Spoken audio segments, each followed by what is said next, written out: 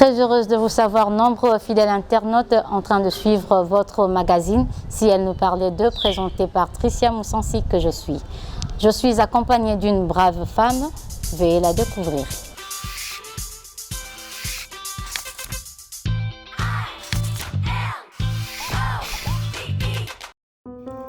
Elle, c'est Rebecca Mpoyi, femme écologiste de formation, assistante de recherche et d'enseignement à l'université de Kinshasa.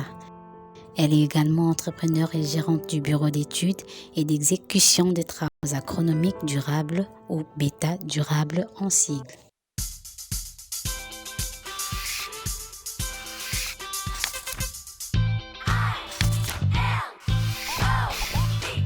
Bonjour Madame Rebecca Mpoyi. Bonjour. Encore une fois de plus, bienvenue. Merci. Pouvez-vous nous parler un peu de bêta durable?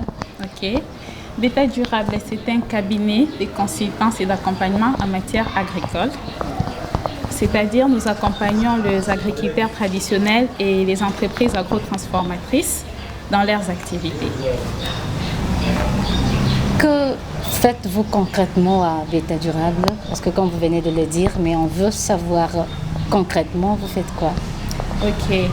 Donc, nous aidons les agriculteurs traditionnels à élever les rendements de production grâce à des méthodes purement biologiques.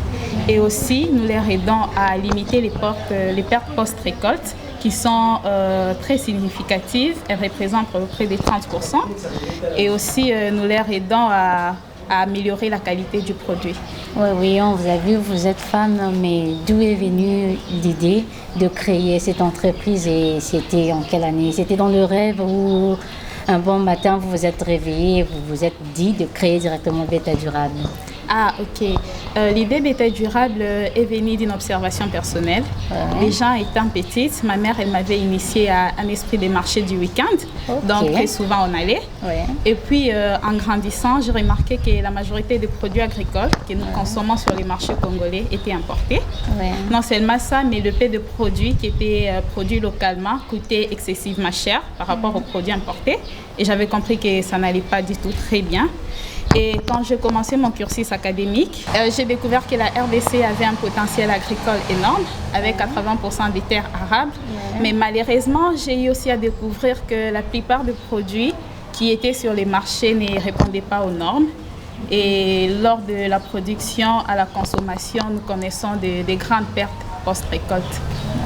Et d'après votre constat fait, depuis que vous avez commencé, parce que vous venez de le dire, ça a commencé depuis votre bas âge, et quelles sont déjà vos réalisations? Ok. Les réalisations de Bêta Durable sont nombreuses. Je ne saurais pas parler de tout ici. Ah, même quelques réalisations seulement, hein, parce qu'on risquerait de prendre toute la journée. Oui, ça peut prendre toute la journée.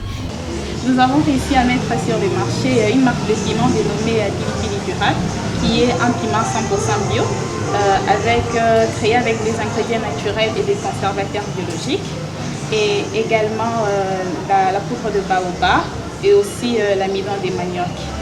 Nous avons également permis aux entreprises agrotransformatrices de produire du jus naturel, du vin artisanal et de la bière traditionnelle. Mais aussi, nous avons réalisé beaucoup d'activités d'élevage avec différentes ONG, dont les œufs d'écaille, le poule et l'élevage du lapin. Et aussi, nous avons permis à mettre sur les marchés différents produits comme fruits et légumes. Nous avons expérimenté avec succès l'agriculture des haricots, des maniocs, des maïs et différents autres produits. Je ne pourrais pas tous citer. D'accord, et justement, en parlant de Pilipili et d'autres produits, comment on peut les conserver? Parce que quand vous parlez des marchés, on parle de sachets ou comment? Parce qu'il y a aussi des produits qu'on appelle des conservateurs, et comment vous faites avec tout ça? Oui, c'est comme j'ai dit, nous utilisons des conservateurs 100% naturels. Il suffit de les connaître pour les utiliser. Il y a souvent des fleurs, des racines, tellement de choses qui peuvent jouer ces rôles mais qui ne sont pas découverts. Comme nous, dans la logique des 100% bio, c'est comme ça que nous utilisons ces genres de conservateurs. D'accord, je vois.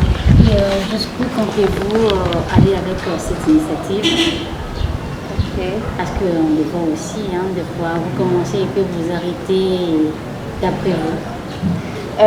Moi, je rêve du moment où je pourrais voir les bureaux Beta Durable s'étendre sur tous les territoires nationaux. Je rêve de voir au moins un bureau Beta Durable dans chaque province et pouvoir initier la plupart des agriculteurs avec les meilleures techniques agricoles qui n'appauvrissent pas les sols et qui est bon pour l'environnement. Et aussi, je rêve de voir nos agriculteurs traditionnels pouvoir assurer la souveraineté alimentaire de la RDC, c'est-à-dire être autosuffisants pour que nous consommons congolais et pourquoi pas exporter dans d'autres pays africains. Merci beaucoup. Et en tant qu'entrepreneur, quel message pouvez-vous lancer, je précise aussi jeunes femmes, message annoncé auprès de tous les jeunes femmes? Je dirais aux jeunes déjà de prendre un rêve.